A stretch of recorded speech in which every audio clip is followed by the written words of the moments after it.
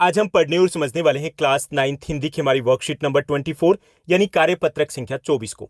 यह आपकी 3 सितंबर 2021 की वर्कशीट रहेगी और आज की आपकी वर्कशीट भी काफी आसान रहने वाली है, जिसमें हम दो बेलों की कथा इस पाठ को जारी रखेंगे। इस पाठ से हमें एक अंश दिया गया है, इस अंश को हमें पढ़ना है, समझना है, फिर इस पर आधारित कुछ आसान से प्रश्न पूछे गए हैं जिनको हमें हल करना है। तो चलिए सबसे पहले इस अंश को समझने की कोशिश करते हैं।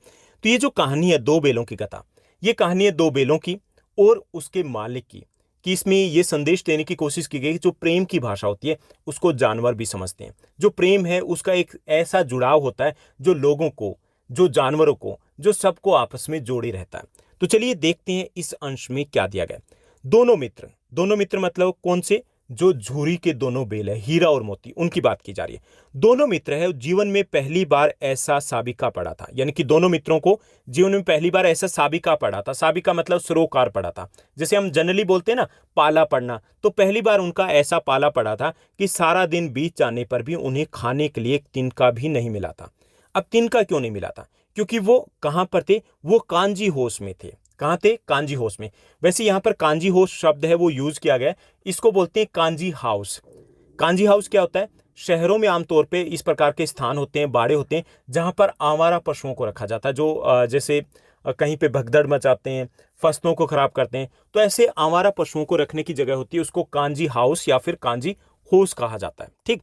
तो ये जो दोनों बेल थे वो जैसे उनको भेजा गया था गया के पास। गया कौन है? जो झूरी के साले साहब हैं। लेकिन वहां पर उनको रहना बिल्कुल पसंद नहीं आता दोनों बेलों को। क्यों पसंद नहीं आता? कि उन्हें लगता है कि उन बेलों को बेच दिया गया। ठीक, उन दोनों बेलों को लगता है कि हमें बेच दिया गया और उन्हें ये बात बिल्कुल भी अच्छी नहीं लगती कि हम कितने अच्छे से तो मेहनत कर रहे थे, फिर हमें क्यों बेचा गया। तो वहां से वो भाग आते हैं। ठीक। और भागते भागते रास्ते में उनको भूख लगती है, तो एक खेत में घुस जाते हैं जहां पे मटर होते हैं। तो वहां पर उनके जो आदमी होते हैं उन दोनों को पकड़ लेते हैं और भेज देते हैं कांजी हाउस में। ठीक। अब जो कांजी हाउस है वहां पे दोनों मित्रों को जीवन में पहली बार ऐसा साबिका पड़ा था, ऐसा पाला पड़ा था, ऐसा सरोकार पड़ा था कि पूरा दिन बीत गया लेकिन खाने को उनको एक तिनका भी नहीं मिला। अब उन्हें समझ नहीं आ रहा था कि ये कैसा स्वामी है, यानी उन्हें समझ में नहीं आ रहा था कि ये कैसा मालिक है जो हमें खाने को कुछ नहीं दे रहा है। और क्यों नहीं दे रहा ये भी उनकी समझ से बाहर था। अब उनको लगता है कि गया ही अच्छा था, कम से कम काम ले रहा था, ठीक है, चारे को तो कुछ तो उनको मिल रहा था। प्यार नहीं करता था लेकिन खाने को तो देता था, कम से कम रूखा सूखा ही सही, लेकिन भूसा तो उनको मिलता था, खाने को कुछ तो मिलता था। अब उस कांजी हाउस में और भी कई सारे जानवर हैं, जैसे वहां पे कई भैंसें हैं, कई बकरियां हैं, घोड़े हैं, गधे हैं, लेकिन किसी के सामने भी चारा नहीं था, यानी कि सबके हालात एक जैसे थे। सभी जमीन के ऊपर मुर्दों की तरह पड़े हुए थे। इनमें से कई तो इतने कमजोर थे कि ठीक से खड़े भी नहीं हो सकते थे। अब सारा दिन दोनों मित्र फाटक पर टकटकी लगाए देखते रहे कि कोई चारा लेकर के आएगा, अब आएगा, अब आएगा, लेकिन पूरे दिन भर कोई भी चारा लेकर नहीं आता है। थक हार कर दोनों ने दीवार की जो नमकीन मिट्टी है उसको चाटना शुरू कर दिया। हालांकि इससे भूख तो नहीं मिटने वाली थी, तृप्ति उनको कहाँ मिलने वाली थी, लेकिन उन्होंने प्रयास किया अपनी भूख को मिटाने का।